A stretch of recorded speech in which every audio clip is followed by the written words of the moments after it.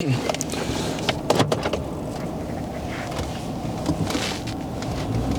right, we are headed to Ace to see if we can make a sandbag. That's what we're gonna do today.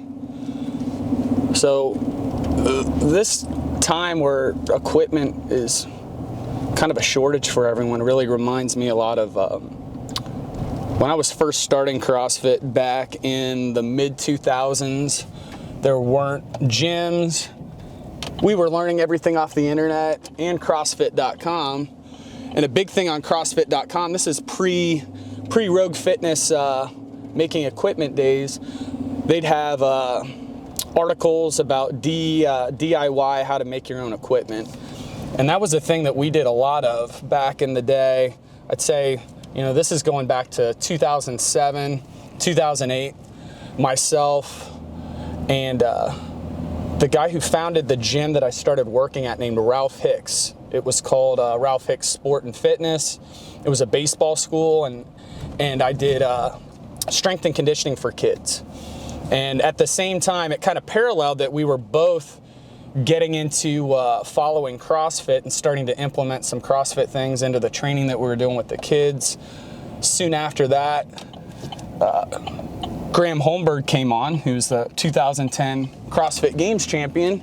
So he was part of the whole thing as well. We were all building our own equipment, rigging up homemade squat racks. And one thing I do remember that we did is we made a homemade sandbag, and a former member of ours actually texted me or hit me up on Instagram. I can't remember. His name's Nick Mara. So I'm trying to give everyone shout outs who this video's really inspired by. But Nick Mara said, hey, you can make sandbags really cheap if people are looking for a way to load a significant amount of weight.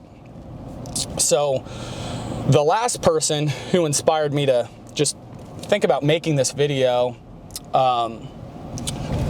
was a girl from the gym. She was asking me,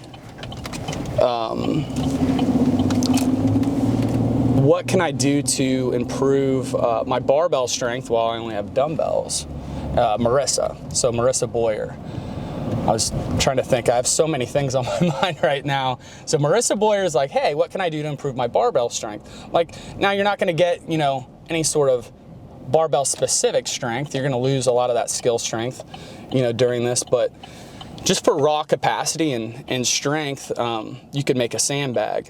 And I gave her instructions, but I'm gonna try and make one so that people can actually see it in action. Hopefully it turns out okay. I haven't done this in, I don't know, it's been like 12 or 13 years. And the first one we made was pretty rough. So I'm hoping this goes a little bit smoother and it doesn't take all day. We can get to work with it, and hopefully we'll be able to make this sandbag and do a little workout with it to show you guys how to use it when we're done. All right guys, I just wanted to Ace, got our supplies. So we have contractor heavy duty trash bags. This cost about $13. A premium roll of duct tape, this is $8. And then two 50-pound bags of sand. Each one of these is $6. I coach workouts for a living. I can't do that math in my head, but I didn't have to spend a whole hell of a lot of money, 12 bucks, 13 bucks, 8 bucks. So all in, I'm under $40 to make a 100-pound sandbag. So this is pretty cheap, and we're gonna go ahead and give it a crack. All right, so I got the gear out now. We have the two sandbags. As you can see, the sandbags, you wouldn't want to try and do anything with these alone. They're already leaking. So what we want to do is try and seal this thing up so we don't have sand going all over the place.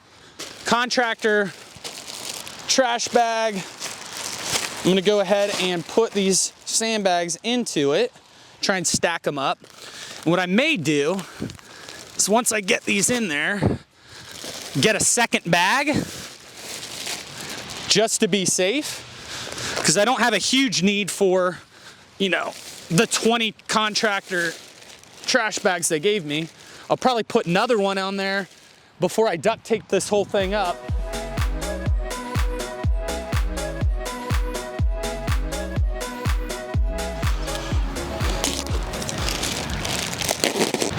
Now as you start to get it to stick together, what we can start to do is use this technique where I'm just gonna grab one end, I'm gonna flip it over, hit another end. So I'm just rolling it over this way, and that'll help this thing kind of come together. As you can see, it's not super pretty. It's just gotta be sturdy and heavy. That's what we're looking for. Getting this started and then just bringing the duct tape over it over and over again isn't the easiest thing. If you have someone that you're cohabitating with, that you're not worried about social distancing, it'll help if you have a partner or a friend. If you don't, you're doing this alone, it's gonna help to have a ledge like this curb here, a steady desk or table that's gonna be able to hold 100 pounds. So you're able to wrap that duct tape and get under it, because it's really hard to do it on your own while you're wrapping. Also, another tip, if you're doing it outside, grab a towel. When I first started this and it was wet, the duct tape wouldn't stick, so I ended up using this towel, and then it just started sticking and going right on. But at first, when I had this all wet in the grass, it was not working outside to dry everything off. So that's a couple tips on just getting this together. You're gonna wanna have something to prop it up to get it started. Once it's started, you can go ahead and just turn it and flip it, and it's not too hard. All right, now that we have our sandbag built, do not forget to tell your coach that you have one of these. We can go ahead and plug and play some of these sandbag workouts into your training program, and then you can also just get creative with this. You can carry this around a track, work on those sandbag over the shoulders. We do a lot of this in the gym, so this should be an implement you're fairly familiar with, and it's something you can add into your training, 2 to 3 days a week. I'm gonna give you guys a free sample workout that you can execute with this bag. It's really simple, really straightforward, but it's really potent as well.